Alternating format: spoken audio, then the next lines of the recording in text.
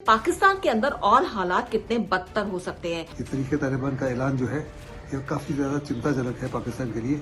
पाकिस्तान में इस्लामिक कानून को और कठोरता से लागू करने की मांग कर रहे हैं। पाकिस्तान ने सीज फायर का उल्लंघन किया, जिसका हिंदुस्तान में मुंह तोड़कर जवाब दिया। नमस्कार दोस्तों, आप देख रहे हैं न्यूज नशा और मैं हूं आपके साथ अनु जैन रोहतगी। हमारे पड़ोसी देश पाकिस्तान की हालत इस समय बहुत ज्यादा खस्ता है, पूरी तरह से कंगाल हो चुका है। ऊपर से सीज फायर, पॉलिटिकल इंस्टेबिलिटी इतनी ज्यादा है कि वहां पर भुखमरी के हालात पैदा हो गए हैं। पूरी तरह से बैंक करप्सी हो गई है पाकिस्तान में। और इन सब के बीच तहरीके तालिबान पाकिस्तान, जो पाकिस्तान में टेररिस्ट ग्रुप की तरह काम करता है, उसने पाकिस्तान सरकार के साथ अपना सीज फायर खत्म कर दिया। और उसके खत्म होते ही पाकिस्तान में लगातार धमाके की जो घटनाएं हैं वो सामने आ रही हैं। और आपको बता दें, जो तहरीके तालिबान पाकिस्तान है, ये वही संस्था है जो अफगानिस्तान का तालिबान है उसकी सहयोगी संस्था है, और जिसका जो सीधा जो संबंध है वो अफगानिस्तान तालिबान से, और जिसका मकसद जो है पाकिस्तान में इस्लामिक जो रूल्स हैं उनको पूरी तरह से, कट्टरपंथी जो रूल हैं उनको लागू करवाना है। और इन दोनों सरकार और इसके बीच में सीज फायर हुआ था, जिसके तहत इन्होंने जो अपनी एक्टिविटीज थी, टेररिस्ट एक्टिविटीज थी, वो खत्म कर दी थी, कम कर दी थी पाकिस्तान में। लेकिन हाल ही में ये सीज फायर खत्म, उन्होंने समझौता जो है वो टूट गया है। तो इस सीज फायर के टूटने से भारत को कितना नुकसान होगा, यहां पे ये समझना बहुत जरूरी है, क्योंकि भारत में जितनी भी टेररिस्ट एक्टिविटी होती है उसका सीधा संबंध पाकिस्तान से है। इसलिए पाकिस्तान में जो भी कुछ होता है उसके ऊपर हमारी खुफिया एजेंसी, हमारी सरकार पूरी तरह से नजर रखती है। तो ये जो समझौता हुआ है, जो टूटा है, उससे क्या भारत को फायदा होने वाला है या नुकसान? और जो समझौता जो टूटा है, इससे पाकिस्तान के अंदर और हालात कितने बदतर हो सकते हैं। और खास तौर पे जो सी पैक, जो इकोनॉमिक कॉरिडोर की जो बनाने की जो चीन के साथ और पाकिस्तान मिलकर बना रहे हैं, उस पर कितना असर पड़ेगा। और इन तमाम बातों की चर्चा हमने की है। हमारे साथ इस समय तीन पैनलिस्ट हैं। हमारे साथ फॉर्मर मेजर जनरल पीके सहगल सर है, फॉर्मर मेजर जनरल जेके बंसल, और हमारे पास फॉर्मर डीजी हैं बीएसएफ के संजीव सूद। आप सभी का स्वागत है। एडिशनल डीजी है, क्षमा कीजिएगा, संजीव सूद फॉर्मर डीजी रह चुके हैं, बॉर्डर एरिया के विशेषज्ञ हैं संजीव सूद। तो आप तीनों का स्वागत है न्यूज नशा में। पीके सहगल सर, सबसे पहले आपसे ही जानना चाहेंगे, सबसे पहले पाकिस्तान की बात करेंगे। सीज फायर टूट गया, कितना नुकसान हो सकता है पाकिस्तान को? पाकिस्तान की आर्मी और तहरीके तालिबान पाकिस्तान के बीच में फरवरी के महीने में एक एग्रीमेंट हुई थी, जिसके तहत एक दूसरे के ऊपर हमले रोक दिए गए थे। अभी तालिबान ने साफ तौर पर कहा है कि पाकिस्तानी आर्मी के ऊपर किसी प्रकार का विश्वास नहीं किया जाता।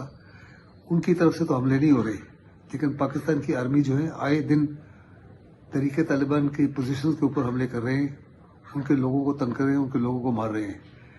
इसको निगाह में रखते हुए उन्होंने कहा कि उन्होंने जो सीज फायर है उस एग्रीमेंट को तोड़ दिया है, और उन्होंने अपने लड़ाकों को हुक्म दिया है कि पूरे पाकिस्तान के अंदर, चाहे कोई भी प्रोविंस हो, बड़े पैमाने पर तहरीके तालिबान जो पाकिस्तान है वो पाकिस्तान के सिक्योरिटी फोर्सेस को हमला करेगा। साथ ही साथ जो पाकिस्तान के अंदर चाइना का सी पैक बन रहा है, उसके ऊपर भी चाइनीज के खिलाफ कार्रवाई की जाएगी। ये साफ तौर पर दर्शा रहा है कि पाकिस्तान के बुरे दिन जो है वो नजर आ रहे हैं। एक तरफ से तो कंगाल हुआ है, फ्लड्स के तहत उसकी इकोनॉमी काफी ज्यादा बर्बाद हो चुकी है, सिविल डिस्टर्बेंसेस चल रही है। इमरान खान जो है काफी से ज्यादा हामी हो रहा है सरकार के ऊपर। आर्मी के नए चीफ आए हैं, वो ऐसे समय में ये तरीके तालिबान का ऐलान जो है यह काफी ज्यादा चिंताजनक है पाकिस्तान के लिए, और पाकिस्तान की मुसीबतें जो है आसमान को छुएंगी। तो जैसा कि सर ने बताया कि सीज फायर टूटने से पाकिस्तान की हालत और बुरी होगी। एक तरफ बुरी हालत से गुजर रहा है, इकोनॉमिक स्टेबिलिटी जो है, पॉलिटिकल स्टेबिलिटी है, बिल्कुल खत्म हो गई है। ऊपर से इमरान सरकार जो है पूरी तरह से, जो फॉर्मर प्रेसिडेंट रह चुके हैं इमरान, उनके जो पार्टी के लोग हैं पूरी तरह से हावी हैं, वहां पे आंदोलन चल रहे हैं लगातार। और इन सब के बीच सी पैक पर भी धमकी दी है इन्होंने कि हम लगातार आक्रमण करेंगे। तो पाकिस्तान की हालत खस्ता होगी जो ये सीज फायर टूटा है। संजीव सूद जी, आपसे जानना चाहेंगे कि इनकी डिमांड क्या थी, जिसके तहत जो है इनकी डिमांड पूरी नहीं हुई है, इसलिए समझौता टूटा है। तो क्या डिमांड थी और भारत पर इसका क्या असर पड़ने वाला है जो सीज फायर टूटा है? तहरीके तालिबान पाकिस्तान ने पाकिस्तान सरकार के साथ लगभग 5 महीने पहले साइन किए हुए सीज़ फायर एग्रीमेंट को ख़त्म करने की घोषणा की है। यह एक दिलचस्प डेवलपमेंट है। मई 2022 में अफ़गानिस्तान सरकार के प्रयासों के द्वारा यह सीज़ फायर एग्रीमेंट साइन की गई थी और पाकिस्तान आर्मी ने ट्राइबल एरियाज़, नॉर्थ वेस्ट के ट्राइबल एरियाज़ और पख्तूनवा इलाके में अपने ऑपरेशंस पर रोक लगाई थी और उसके बाद ये सीज़ फायर एग्रीमेंट लागू किया गया था। तहरीके तालिबान पाकिस्तान सुन्नी ग्रुप्स का एक अम्ब्रेला ग्रुप है और अफ़गानिस्तान के तालिबान का एलाई है। उनकी यह डिमांड है कि वो पाकिस्तान में इस्लामिक कानून को और कठोरता से लागू करने की मांग कर रहे हैं और इसी वजह से वो 14 साल से पाकिस्तान में इंसर्जेंसी में लिप्त हैं। आईसिस के साथ भी इनका अलायंस है और उनकी मदद से इनकी इंसर्जेंट एक्टिविटीज़ वहाँ पर चल रही थी। पाकिस्तान आर्मी ने जब अभी कुछ समय से दोबारा इनके खिलाफ ऑपरेशन शुरू कर दिए हैं, इसी वजह से इन्होंने आज ये घोषणा सीज़ फायर एग्रीमेंट को तोड़ने की है। ऐसा करने से तालिबान अफ़गानिस्तान द्वारा जो प्रयास किए जा रहे थे समझौता कराने के, वो असफल होने की संभावना है। पाकिस्तान तालिबान का डिमांड है कि वो, जैसा पहले मैंने बताया, पाकिस्तान में इस्लामिक कानून को लागू करें। यह पहली उनकी डिमांड है।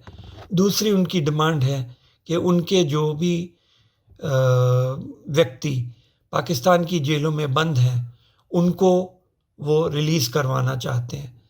साथ में ही वो ये चाहते हैं कि ट्राइबल एरिया और पख्तूनवा एरिया में जहाँ पर पाकिस्तान तालिबान का असर है, वहाँ पर पाकिस्तान आर्मी की स्ट्रेंथ को कम किया जाए।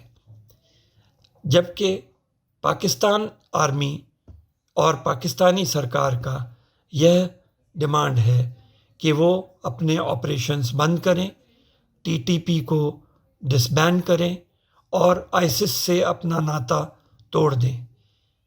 ऐसा प्रतीत होता है कि ये दोनों डिमांड्स जब आपस में नहीं मैच हुई हैं तो उन्होंने इस सीज़ फायर एग्रीमेंट को तोड़ दिया गया है। इससे जो फॉल आउट है वो ये है कि पाकिस्तान आर्मी को इंसर्जेंसी के लिए और कमिट करना पड़ जाएगा। इससे हमारे वेस्टर्न फ्रंटियर्स पर, वेस्टर्न बॉर्डर्स के ऊपर खतरा थोड़ा कम होगा, क्योंकि उनको कई सारी ट्रुप्स निकाल कर टीटीपी के खिलाफ लगाने पड़ेंगे। और मेरा ऐसा मानना है कि यह जो सीज़ फायर एग्रीमेंट टूटी है पाकिस्तान सरकार के साथ में, उससे भारत के अंदर की सिक्योरिटी स्थिति पर कोई ख़ास फ़र्क नहीं पड़ेगा, क्योंकि पाकिस्तानी आर्मी और पाकिस्तानी तालिबान पाकिस्तान के अंदर में ही एक दूसरे से जूझने के लिए मजबूर हो जाएंगे। और इस तरह से एक तरह से सोचा जाए तो ये डेवलपमेंट भारत के लिए एक अच्छी डेवलपमेंट है, ऐसा मेरा विचार है। तो जैसा कि सर ने बताया कि दो डिमांड पे पूरी तरह से इन्होंने पाकिस्तान सरकार के साथ समझौता किया था कि इस्लामिक जो कानून है उनको कठोर ढंग से लागू किया जाए, जैसा कि अफगानिस्तान में हम देख रहे हैं किस तरह से कड़े कानून वहां पर है, खासतौर पर महिलाओं के खिलाफ। और दूसरा, जहां इन टेररिस्ट ग्रुप की एक्टिविटी है पाकिस्तान के कुछ एरियाज में, वहां पर जो सेना जो है वो अपनी स्ट्रेंथ कम करे। और शायद इन दोनों में बात नहीं बनी है, इसलिए सीज फायर खत्म हो गया। और अच्छी बात यह है जो सर ने बताया कि वेस्टर्न बॉर्डर पर हो सकता है इस सीज फायर के टूटने से खतरा थोड़ा कम हो जाए, क्योंकि काफी सारी बटालियन को पाकिस्तान को इनसे निपटने के लिए वापस बुलाना पड़ेगा। और बॉर्डर एरिया में जो उनकी सेना तैनात है, आर्मी तैनात है, पाकिस्तान की जो डिस्टर्बेंस पैदा करती है भारत में, हो सकता है कि सीज फायर टूटने से जो गड़बड़ियां पाकिस्तान के अंदर हो रही हैं उनसे निपटने के लिए सेना की टुकड़ियां वापस बुलाई जाएं। और ये जो पाकिस्तानी तहरीक जो तालिबान है और पाकिस्तान की जो सेना है आपस में उलझी रहेगी, इससे सर मानते हैं कि भारत को फायदा ही होगा, कोई नुकसान होने वाला नहीं है। हमारे साथ जेके बंसल सर हैं। सर, बहुत से लोग ये जानते नहीं होंगे, जो लोग ज्यादा टेक्निकल लैंग्वेज नहीं समझते कि सीज फायर क्या होता है, तो हमें जानना चाहेंगे कि सीज फायर क्या होता है। पाकिस्तान के साथ भारत कितनी बार सीज फायर कर चुका है, क्योंकि हम हमेशा देखते हैं, सुनने में आता है, हमेशा पढ़ते नहीं है कि सीज फायर का उल्लंघन किया, क्योंकि पाकिस्तान लगातार सीज फायर का उल्लंघन करता रहता है। तो इंडिया ने कितनी बार जो सामने आया है सीज फायर किया, जो समझौता किया है पाकिस्तान के साथ, और ये होता क्या है सीज फायर? लड़ाई के दौरान सीज फायर दो देशों के बीच में अस्थायी युद्ध विराम है, जिसमें दोनों तरफ की सेनाएं एक दूसरे के ऊपर आक्रमण नहीं करती। कई ऐसी परिस्थितियां आती हैं जिसके दौरान में सीज फायर जरूरी हो जाता है, जैसे कोई सिविलियन पॉपुलेशन फंसी है, या मानवता के आधार पर, या मेडिकल एड के आधार पर। रूस और यूक्रेन युद्ध के दौरान देखा गया है कि यूक्रेन के अनाज को दूसरे देशों में पहुंचाने के लिए उस सेक्टर में टेम्परेरी सीज फायर हुआ था। दो देश एक रिटेन एग्रीमेंट के अंतर्गत सीज फायर करते हैं। तीसरे देश का मीडिएशन भी हो सकता है, और कई बार जो यूएन जो युद्ध विराम को इम्पोज करता है। बिना राइटिंग में म्यूचुअल अंडरस्टैंडिंग के से भी युद्ध विराम होता है, जैसे कि प्रथम विश्व युद्ध में देखा गया। 24 दिसंबर 1914 को क्रिसमस को मनाने के लिए जो दो सेनाएं लड़ रही थी, एक तरफ से जर्मनी की सेना थी, दूसरी तरफ से यूके और फ्रांस की सेना थी, वो म्यूचुअल वर्बल सीज फायर हुआ और क्रिसमस मनाई, एक दूसरे को बधाई दी, अच्छा माहौल हुआ। हिंदुस्तान और पाकिस्तान के बाद के बीच में जो युद्ध विराम हुआ फर्स्ट टाइम, वो 1949 में हुआ, जिसका उल्लंघन पाकिस्तान करता रहा। फिर 2003 में एक सीज फायर का एग्रीमेंट हुआ, उसके बाद भी पाकिस्तान बीच बीच में युद्ध विराम का उल्लंघन करता रहा। अभी जो लास्ट एक एग्रीमेंट हुआ है सीज फायर का, वो 24 फरवरी 2021 को हुआ, उसके बाद में शांति है। हालांकि 6 सितंबर 2022 को पाकिस्तान ने सीज फायर का उल्लंघन किया, जिसका हिंदुस्तान में मुंह तोड़कर जवाब दिया।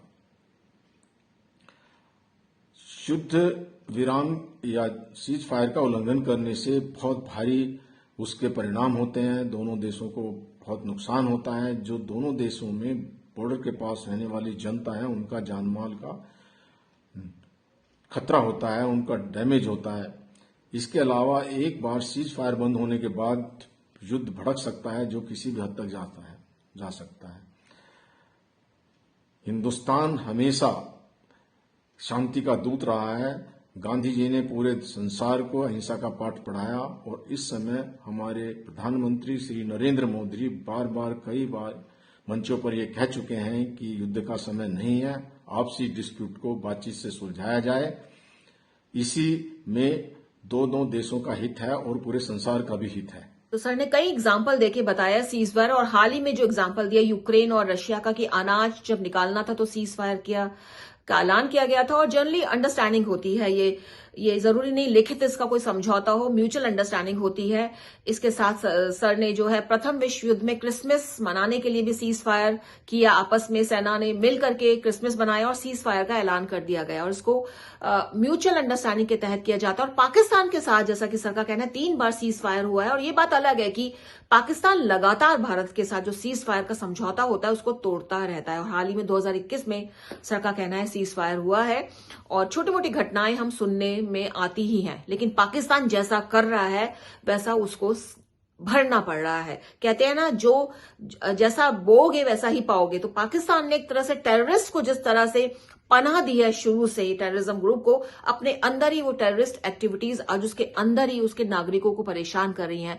और इसमें एक बात तो साफ है कि टेररिस्ट एक्टिविटीज चाहे भारत में हो चाहे पाकिस्तान में, इसमें जो है फंसता है, मरता है आम आदमी, जिसका कोई लेना देना नहीं होता है। सरकार की गलतियों की सजा जो है वो आम आदमी भुगतता है। तो पाकिस्तान में जो ये समझौता ब्रेक हुआ है तहरीके तालिबान पाकिस्तान और सरकार के बीच, हमारे जो एक्सपर्ट्स हैं उनका मानना है कि भारत को इससे कोई खतरा नहीं है हमारे, बल्कि इससे हमको फायदा ही होगा, क्योंकि आपस में वहां की सेना अपने ही टेररिस्ट ग्रुप से निपटने में लगेगी और बॉर्डर में जो वो घुसपैठ करती है, जो टेररिज्म एक्टिविटी करती है भारत के खिलाफ, वो कम करेगी।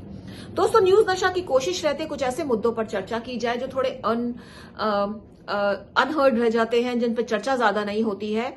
कोशिश रहती है एक्सपर्ट्स के माध्यम से उस पर विस्तार से चर्चा की जाए, क्योंकि हम में से बहुत से लोग हैं जो जानना चाहते हैं कि हमारी सेना कैसा कर रही है, क्या कर रही है, क्या नई इन्वेस्टिगेशन हो रही है, क्या नई तरक्की हुई है, किस देश के साथ उसके अच्छे संबंध है, किसके साथ नहीं है।